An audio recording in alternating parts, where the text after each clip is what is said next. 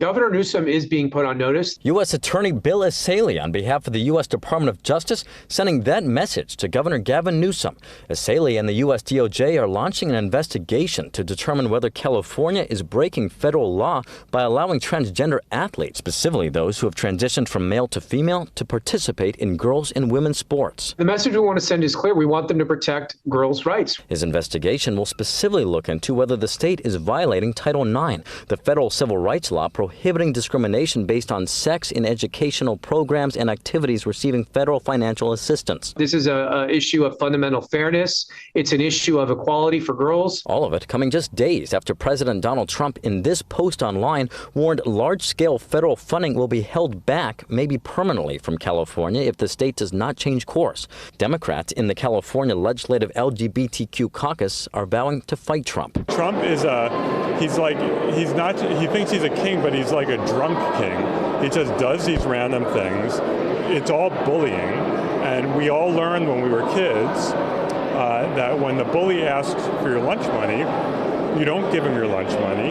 You don't give him half your lunch money. You just say no. The timing of all this comes after Jurupa Valley High School 16-year-old transgender athlete A.B. Hernandez won the girls' long jump and triple jump at the California Interscholastic Federation Southern Section Masters meet on May 24th. That placement qualified Hernandez for the state championships set to take place this weekend. The California Interscholastic Federation, or CIF, has since come out with a pilot rule supported by the governor that will allow transgender athletes to compete in women's sports, but will still allow the top-scoring biological female to advance in competition and receive a medal if they are defeated by a transgender athlete. Essayli says he will fight that new rule. Girls deserve to have their own sports teams, so it's not enough to give them a participation trophy and say, good job. They have a right to come into first place when they've earned it. 500,000 NCAA athletes, fewer than 10 are trans.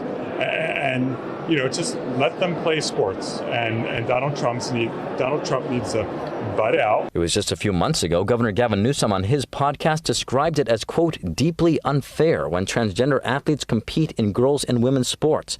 His office has since directed us to these remarks, Newsom said on April 2nd. This, I think, has been colored in and weaponized by the right to be 10x, 100x bigger than it is. The governor has said that it is fundamentally unfair to allow boys to compete against girls in these sports. He said that. He's got to pick a side. He's making it harder by trying to straddle this position. It's not working.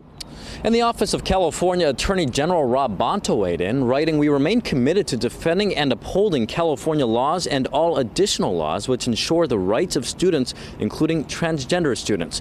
Bonta's office going on to say they're closely monitoring the Trump administration's actions on this matter. Reporting at the state capitol, covering local news that matters, Eitan Wallace, Fox 40 News. A 4-year-old